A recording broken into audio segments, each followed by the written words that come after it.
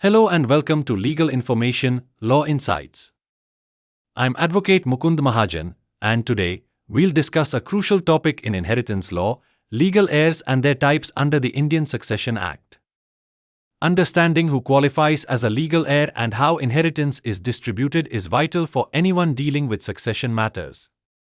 Let's dive into the details.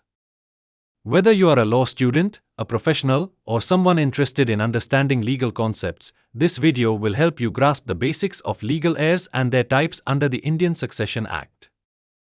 The Indian Succession Act, 1925 governs the law relating to succession, or the passing of property after the death of a person, in India.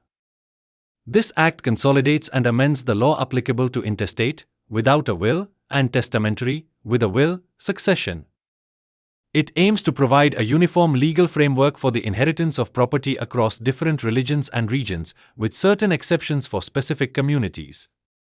In a separate video, we will discuss the key provisions of the Indian Succession Act, 1925. Now, let's understand who the legal heirs are. Legal heirs are individuals entitled to inherit the property of a deceased person. The classification of heirs and their rights depend on whether the deceased left a will or died intestate. In the case of intestate succession, the law identifies the legal heirs and their respective shares. Let's explore the different types of legal heirs under intestate succession. Under the Indian Succession Act, 1925, legal heirs are categorized into different classes. First category is of Class 1 heirs. These are the primary heirs who have the first right to the deceased's estate. They include spouse, children, sons and daughters, and mother. All these heirs share the property equally. If any child has predeceased the deceased, their legal heirs, children or spouse, will inherit their share. Second category is of Class 2 heirs. If there are no Class 1 heirs, the property passes to Class 2 heirs, which include father, siblings, brothers and sisters, nephews and nieces, children of predeceased siblings. These heirs inherit the property in the order of their listing in the Act. If the father is alive, he inherits the entire property, and the siblings inherit only if the father is not alive. Third category is of agnate.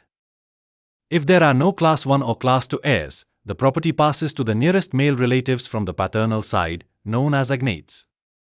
This includes distant relatives from the father's lineage. Fourth category is of cognates. If there are no agnates, the property passes to cognates, who are the closest female relatives from the maternal side. Now, let's delve into testamentary succession. In testamentary succession, the distribution of the property is as per the will of the deceased. The Indian Succession Act provides that the testator, person making the will, can distribute his or her property as he or she wish, but certain legal formalities must be met for the will to be valid. Now, let's discuss the rights and responsibilities of legal heirs. Legal heirs have specific rights and responsibilities. First is right of inheritance the property. Legal heirs have the right to claim their share of the deceased's property. Second is responsibility to settle debts.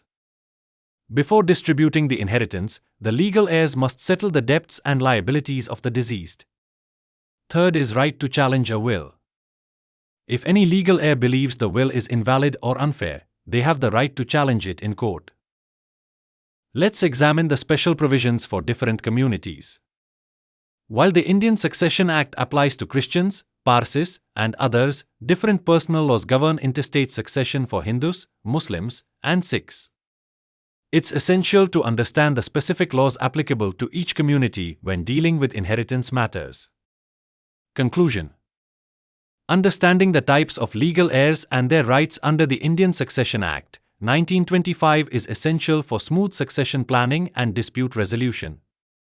If you are dealing with inheritance issues, consulting a legal expert can help ensure your rights are protected and the estate is distributed according to the law. Thank you for watching Legal Information, Law Insights. Don't forget to like, share, and subscribe for more legal insights. If you have any questions or topics you'd like us to cover, leave them in the comments below. Until next time, stay informed and empowered.